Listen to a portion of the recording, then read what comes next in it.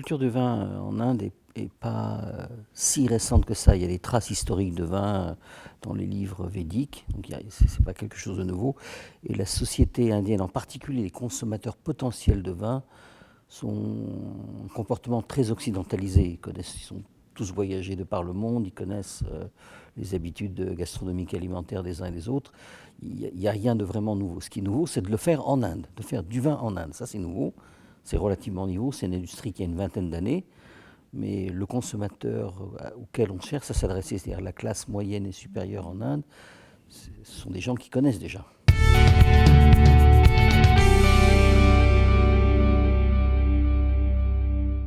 L'Inde, c'est comme la Chine il y a 25 ans en gros. Aujourd'hui, on a une consommation de l'ordre de, tout compris, 25 millions de bouteilles par an, c'est cet ordre de grandeur-là, en augmentation très forte. Ça augmente de l'ordre de 20% par an, si ce n'est plus. Comme la Chine l'a fait pendant les 25 dernières années. Et ce phénomène va s'accélérer, en particulier parce que la démographie en Inde est extrêmement favorable.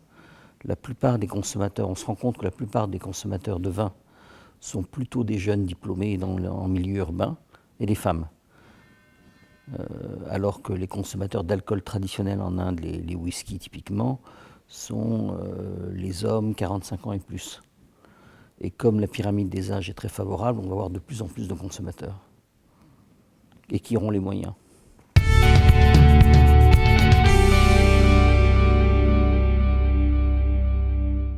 Alors là, il y a une multitude de religions. C'est un creuset de religions. La très très grosse majorité des gens est de confession hindoue.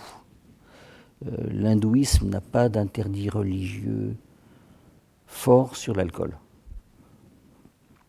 Et donc, tout ce qui est différentes formes d'alcool, que ce soit le whisky, la bière, des alcools de riz ou le vin, consommation normale en société, c'est pas un problème. Il y a quelques autres religions. Il y a une partie substantielle de la population qui est musulmane de confession, peut-être une quinzaine de pourcents, quelque chose comme ça. Mais là encore, ce sont des formes d'islam qui sont relativement plus accommodantes. Et ça ne pose pas vraiment un problème majeur.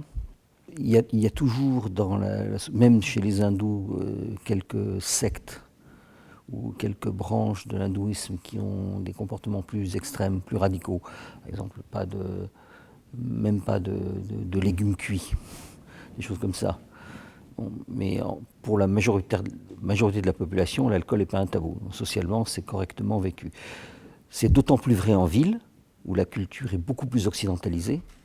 La vie sociale, etc., elles sont beaucoup plus occidentales que dans les campagnes. Où les campagnes, les gens peuvent rester assez traditionnels, mais pour le moment, notre marché, c'est pas du tout en campagne. C'est vraiment en ville et aujourd'hui dans les grandes villes.